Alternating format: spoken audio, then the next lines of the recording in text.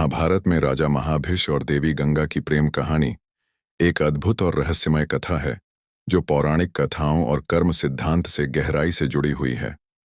यह कहानी राजा महाभिष, देवी गंगा और उनके पुत्र भीष्म से संबंधित है।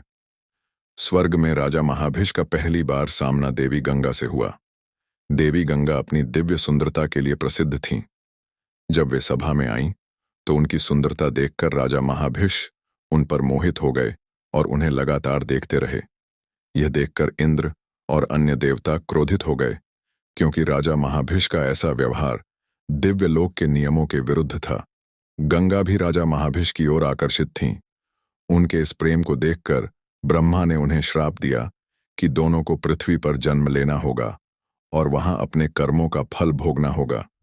श्राप के अनुसार राजा महाभिष ने पृथ्वी पर प्रतापी राजा शांतनु के रूप में जन्म लिया। देवी गंगा ने भी मानव रूप में पृथ्वी पर अवतार लिया। राजा शांतनु और गंगा का मिलन।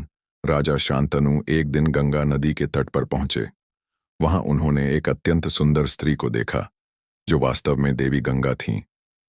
राजा शांतनु उनकी सुंदरता पर मोहित हो गए और उन्हें विवाह का प्रस्ताव दिया। गंगा ने यह प्रस्ताव स्वीकार कर लिया, लेकिन एक शर्त रखी। राजा शांतनु कभी उनके किसी कार्य में हस्तक्षेप नहीं करेंगे, चाहे वह कितना भी अजीब क्यों न लगे। राजा शांतनु ने यह शर्त मान ली और दोनों का विवाह हो गया। गंगा और शांतनु के कई पुत्र हुए, लेकिन गंगा ने अपने हर पुत्र को जन्म के तुरंत बाद नदी में डुबोकर मार दिया। राजा शांतनु इस कृत्य को देखकर भी चुप रहे, क्योंकि उन्होंने वादा किया था कि वे हस्तक्षेप नहीं करेंगे। जब गंगा ने अपने 8वें पुत्र को नदी में डुबोने की कोशिश की तो राजा शांतनु से रहा नहीं गया और उन्होंने गंगा को रोक लिया। इस पर गंगा ने राजा को बताया कि वे 8 वसुओं, देवता के रूप में उनके पुत्र थे, जिन्हें एक अर्षि के श्राप के कारण पृथ्वी पर जन्म लेना पड़ा था।